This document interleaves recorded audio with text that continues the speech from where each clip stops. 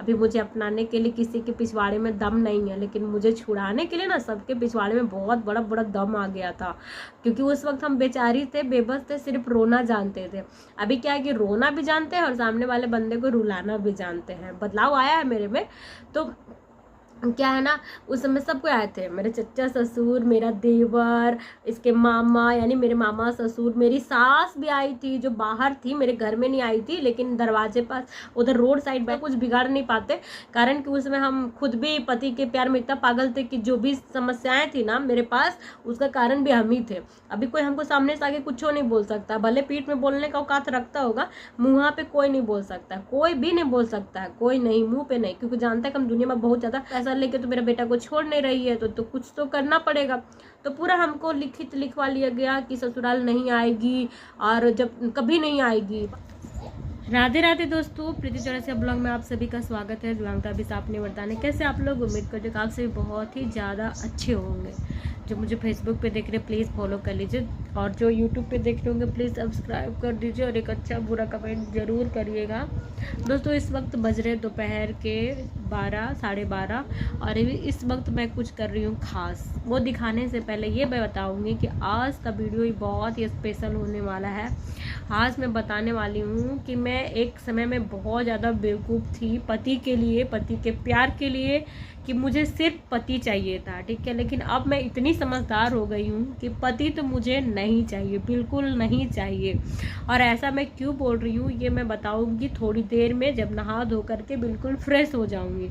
लेकिन आज का वीडियो ज़रूर देखिएगा कि ऐसा मैं क्यों कह रही हूँ कि मुझे पति ही नहीं चाहिए, जिसके लिए पूरी दुनिया मरती है, जिस सब बताऊंगी थोड़ी देर में। लेकिन अभी मैं जो कर रही हूँ ना बहुत बहुत खास कर रही हूँ। मेरी कई दिनों से चाहत ऐसी थी, जो चाहत मेरी अब धीरे धीरे करके पूरा हो रही है, और वो सब आप सब की वजह से। अगर आप लोग मुझे इतना मोटिवेट नहीं करते, इतना मुझे पॉजिटिव नहीं करते, तो मैं शायद ज़िंदगी में दोबारा जीने के बारे में नहीं सोचती। मेरी ज़िंदगी जो बिल्कुल रंगहीन हो चुकी थी, मुझे नहीं लगता था कि इसमें अब कोई रंग भी आ पाएगा, लेकिन सिर्फ आप सबके वजह से मैं बहुत बहुत पॉजिटिव हो गई हूँ। और अब मुझे किसी भी चीज़ से उतना ना बुरा लगता है, ना खराब लगता है, ना डर लगता है, और मैं हर एक चीज़ों के लिए तैयार हूँ। तो मैं अभी क्या कर रही हूँ मैं दिखाती हूँ।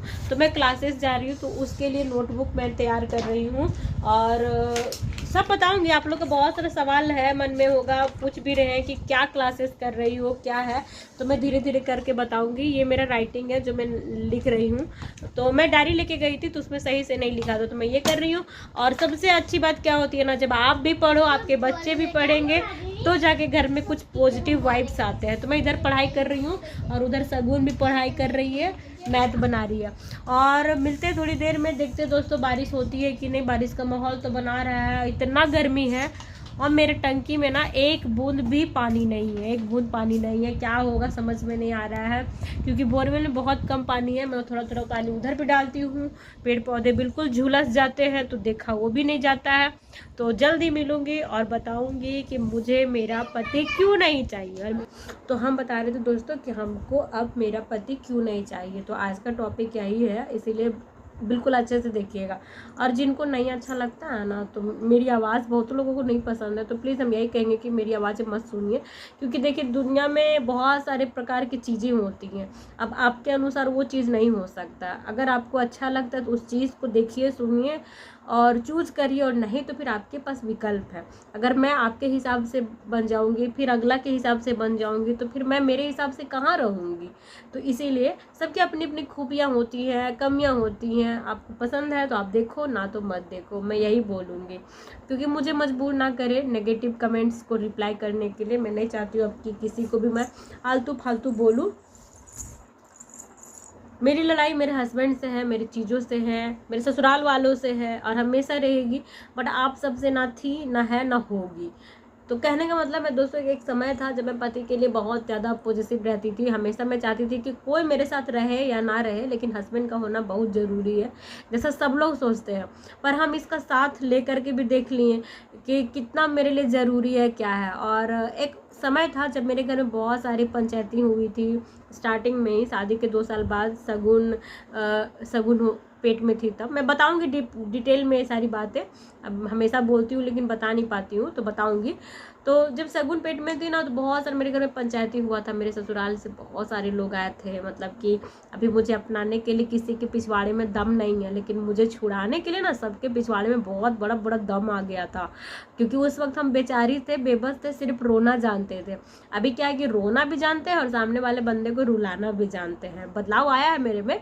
तो क्या है ना, उस समय सब कोई आए थे, मेरे चचा ससुर, मेरा देवर, इसके मामा यानी मेरे मामा ससुर, मेरी सास भी आई थी जो बाहर थी, मेरे घर में नहीं आई थी, लेकिन दरवाजे पास उधर रोड साइड बैठ के मतलब वहाँ पे भूकंप मचा रही थी, मेरे बारे में उड़ूल जुड़ूल सारे गांव वालों को बता रही थी कि लड़की कैरेक्टर लेस है, तो ऐसे तो वैसे लंगड़ी है, तो मेरा कैसे काम करेगी, हमको खाना बना के देगी, हमको पानी देगी, हमको मेरे क्या सेवा करेगी। ये सारी बातें हमको बाद में पता चला था कि बेटा तो मेरा इज्जत का धजिया इधर घर में उड़ा रहा है, और मेरी जो सास है जो इसको जन्म दी है वो बाहर रोड साइड में कर रही है ना। बाद में पता चला था, उसमें नहीं पता चला था, और उसमें पता चलता भी तो हम उसका कुछ बिगाड़ नहीं पाते, कारण कि उसमें हम खुद भी पति के प्यार में इतना पागल थे कि जो भी समस्याएं थी ना मेरे पास, उसका कारण भी हम ही थे।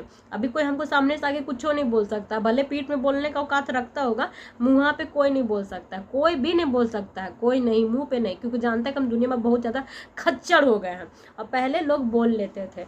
तो उस समय जब पंचायती हुआ था ना, तो मेरी सास का सबका कहना था, मतलब इतना सारा रुपया लाई थी हमको छुड़ाने के लिए, बोली थी कि रुपया दे देंगे, मेरा बेटा को छोड़ दो, ऐसा बोल करके। तो हम ये सब तैयार ही नहीं थे, सब कुछ हो गया था। तब लास्ट में सब लोग बोला, जब पूरा हो गया, उल्टा सीधा बताएंगे डिटेल में, तो हम बाद में बोले कि नहीं, हमको सिर्फ मेरा पति चाहिए, हमको पैसा वूसा नहीं चाहिए। तब मेरी सास यानी कि मेरी ओल्ड मदर इन लो, बुढ़िया, आप लोग को बुरा लग सकता है बट हमको कोई नहीं, इन्हीं लोग से सीखे हैं कि फिजिकली हम किसी को कुछ भी कह सकते हैं, जज कर सकते हैं। देखिए मैं इतनी सुंदर हूँ, मैं सुंदर हूँ या नहीं हूँ आप लोग कमेंट करना, पढ़ी लिखी भी हूँ, सब कुछ है, काम भी कर रही हूँ, फिर भी मेरा पैर खराब है इन लोग के नज़र में। इन लोग मुंह पे भी बोल देता है, सब कुछ बोल देता है, तो फिर जब इन लोग कर सकते तो हम क्यों नहीं कर सकते, गलत नहीं है हम। फिर सब लोग बोला कि तुमको तुम्हारा पति ले लो, बाकी तुमको ससुराल नहीं आना है, तुमको हम लोग से कोई लेना देना नहीं है, तुमको कभी कोई मतलब नहीं रखना होगा। तो हमको भी लगा कि भैया हम क्या ही करेंगे सारी चीज़ों का, पति परमेश्वर होता है, पति है तो सब कुछ है, हम अपना पति लेके साइड हो जाएंगे। और उसमें मेरे पति का ऐसा बुरा हाल हो गया था, मतलब उन लोग घर में इसको बंधक बना लिया था कि अगर ये लड़का को घर में रखेंगे तभी लड़की के चंगुल से दूर हट जाएगा, धीरे धीरे इसको इतना हम टॉर्चर करेंगे कि लड़की की तरफ से छोड़ देगा। यही किया भी गया था, इसको घर में रखा गया था, मेरे हस्बैंड को फोन वोन सब छीन लिया गया था, किससे बात करता है, कहाँ हगने जाता है, सारी चीज़ों का रिकॉर्ड इन लोग रखता था। मतलब आगे पीछे एक आदमी एनी टाइम बॉडीगार्ड की तरह रहता था, सिर्फ मेरे से डिस्टेंस बनाने के लिए, ठीक है। और उसमें इसको भी मेरे से फील होता था, ऐसा बात नहीं है, अभी भी फील होता, लेकिन अभी तो इंसान को लोग इतना दिमाग में भर दिया गोबर की सिर्फ गोबर ही है, तो फील नहीं है। तो उस समय क्या था ना, फील होता था, रोता था, सब कुछ तड़पता भी था और परेशान भी होता था, कारण कि देखिए प्यार प्यार होता है तब तक था ही, ये अपने मर्जी से किया था, इसको हम कोई फंसाए नहीं थे, कोई लड़की किसी को फंसाती वसाती नहीं है, जब अगला को लगता है तभी करता है, ठीक है। लड़की फंसती है लेकिन लड़का नहीं फंसता है। तो उस समय क्या हुआ ना, हम हस्बैंड को लेके अलग हो गए, इसका जॉब वॉब सब चला गया था, कुछ भी नहीं था, बेरोजगार था बिल्कुल इसको, और ये इसको इतना मेंटली मतलब बीमार करना कहते हैं ना, मेंटली बीमार कर दिया गया था।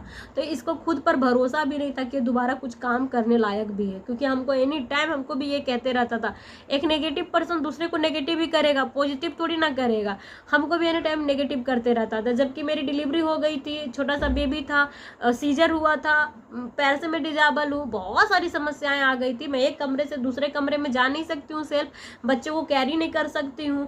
अब सोचो कितना मुश्किल वाला बात रहा होगा। उसमें मेरे हस्बैंड का पॉजिटिव होना चाहिए था, मगर उस समय भी हमको छोड़ दो, मेरे माँ बाप को दुखी करके हम खुश नहीं रह सकते हैं, तुम कभी खुश नहीं रहोगी, मतलब तरह तरह का लैंग्वेज इस्तेमाल करता था, ऐसे वैसे, अब हम तुमको कमा के नहीं खिला सकते हैं, बेकार है, क्या करोगी, लंद फंद खूब।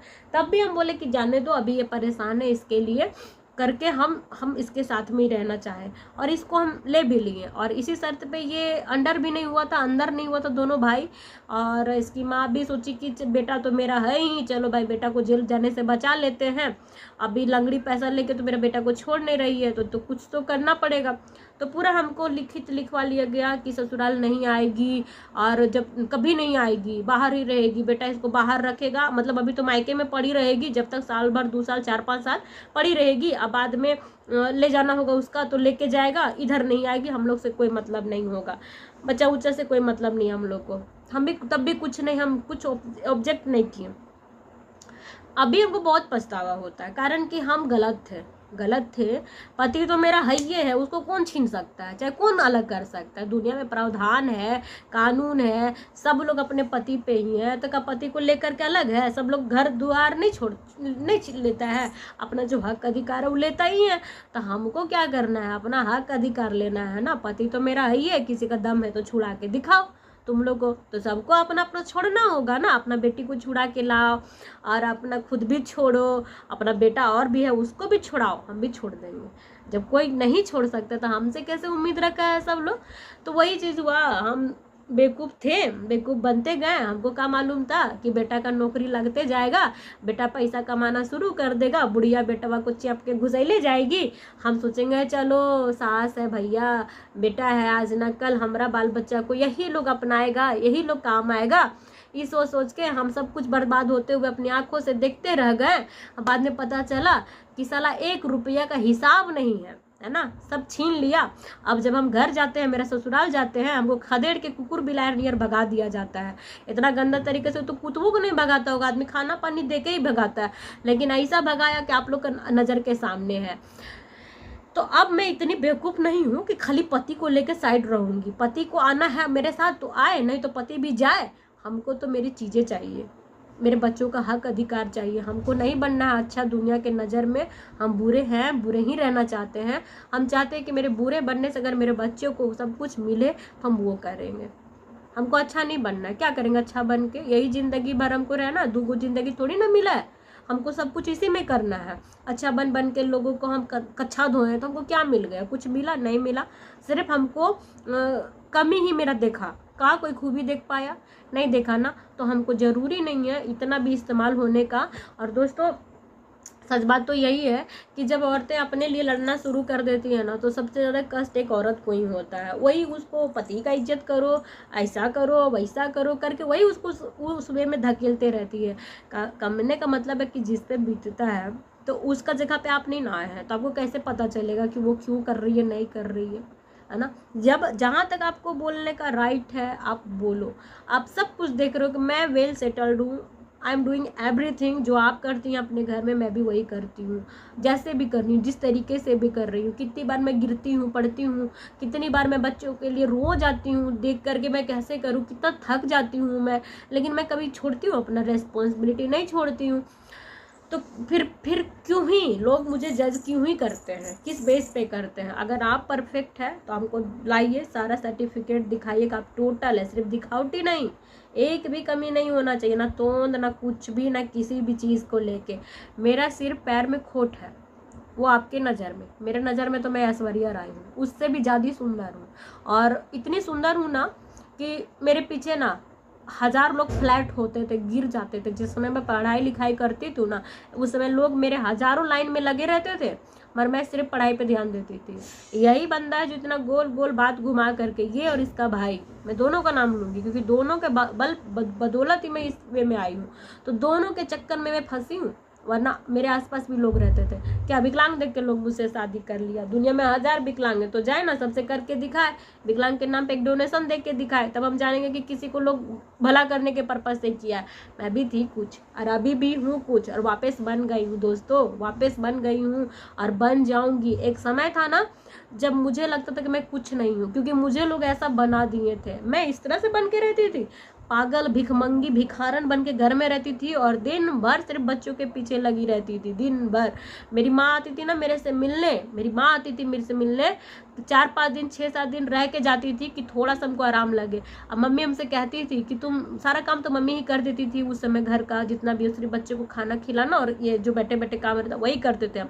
फिर भी मैं बाल नहीं बनाती थी, एकदम पागल जैसा। मम्मी कहती थी बाल बनाओ ना, कम से कम आए क्रीम पाउडर तो लगाओ, हम है ना अभी काम तो कर दे रहे, अभी तो कम से कम नहा धो लो। लेकिन मैं इतनी थक जाती थी, इतना थक जाती थी कि मुझे लगता था कि मैं कुछ ना करूँ, सिर्फ लेटी रहूँ। ऐसा मेरा सिचुएशन था एक समय पे। तो आदमी को तो समझना चाहिए था ना कि इस दौर पे मेरी पत्नी जी रही है, अकेले मेरे बच्चों को पाल रही है, पोस रही है, तो कम से कम हम पत्नी का इज्जत करें। लेकिन वैसे समय पे तो तुम लोग मेरा साथ ही नहीं दिए। तब तुम लोग, हम अपना लाइफ से उस मुश्किल दौर से बाहर निकल गए हैं, मेरे बच्चे बड़े हो गए, अब चलते अपने पैरों पे, अब हमको मेरी पैरों की कमियां नहीं खलती है।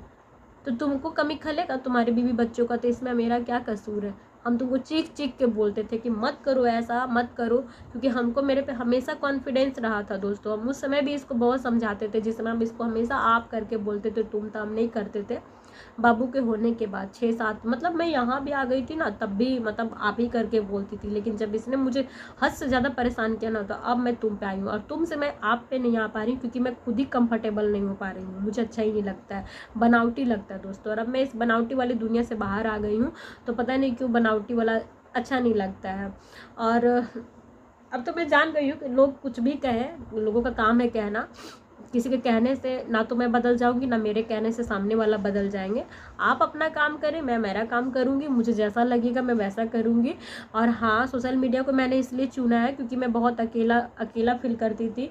अब मैं बाहर जाके ऑफिस नहीं खोल सकती हूँ, कारण अभी बहुत परेशानी है। धीरे धीरे समय आएगा तो मैं वो भी कर लूँगी, लेकिन यहाँ से ही मैं वीडियोज़ वगैरह बनाती हूँ, बहुत मोटिवेट होती हूँ।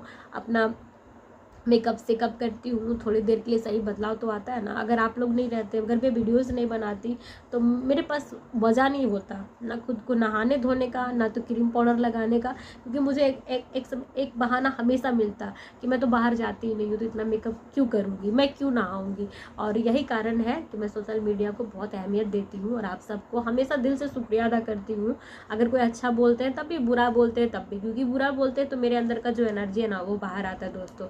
तो चलिए मिलेंगे आप सभी से नेक्स्ट ब्लॉग में। उम्मीद करती हूँ आज का ये वाला ब्लॉग अच्छा लगा होगा, क्योंकि देखिए एक नारी अपने आप में स्ट्रॉन्ग हो रही है, तो इससे सबको अच्छा लगना चाहिए। ये नहीं कि रोना रोने बैठ रही है। मेरे लाइफ में इतनी सारी परेशानियां हैं, मगर हम परेशानियों को ज़्यादा अहमियत नहीं देते हैं। तो पॉजिटिव है, पॉजिटिव वेज मेरे वीडियोज़ में हमेशा मिलता है, अगर देखने वाले देख पाए तो।